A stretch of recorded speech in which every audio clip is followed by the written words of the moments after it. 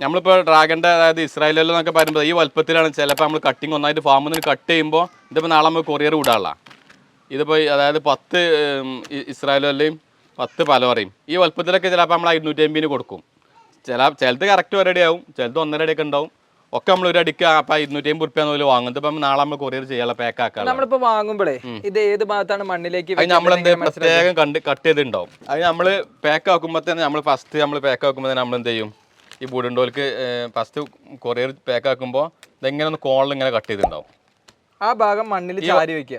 ഈ ഭാഗം എല്ലാവർക്കും ഉള്ള ചിലർക്കൊക്കെ പറ്റുന്ന അവസ്ഥയിൽ ഓരോരുത്തരകം താത്തി വെക്കും മണ്ണ് തോണ്ടിക്കാണ്ട്.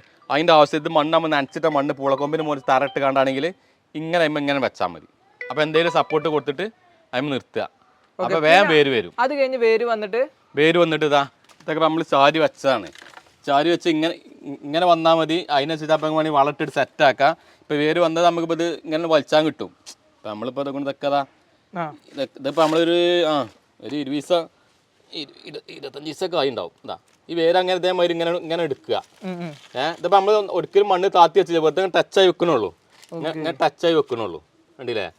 അങ്ങനെ വെച്ചാൽ മതി. ഞാൻ നിലത്ത് തട്ടിന്നാൽ മതി. ഇനി നമുക്ക് എന്ത് ചെയ്യും, ഇങ്ങനെ വേര് വന്നത് നമ്മളിപ്പോൾ നിലത്ത സെറ്റ് ചെയ്യുന്നുണ്ടെങ്കിൽ ഇതിപ്പോൾ കോൺക്രീറ്റിൻ്റെ കാലാണെന്നുണ്ടെങ്കിൽ കോൺക്രീറ്റിൻ്റെ കാല് നമ്മൾ എന്ത് ചെയ്യുക, ഇങ്ങനെ ഇത്രയൊക്കെ നമ്മൾ ഉറപ്പിച്ച് ഇങ്ങനെ പുളക്കൊമ്പ് തറക്കുമ്പോൾ കുറച്ച് മൂടി ഇങ്ങോട്ട് ഉയർത്തിയിടുക.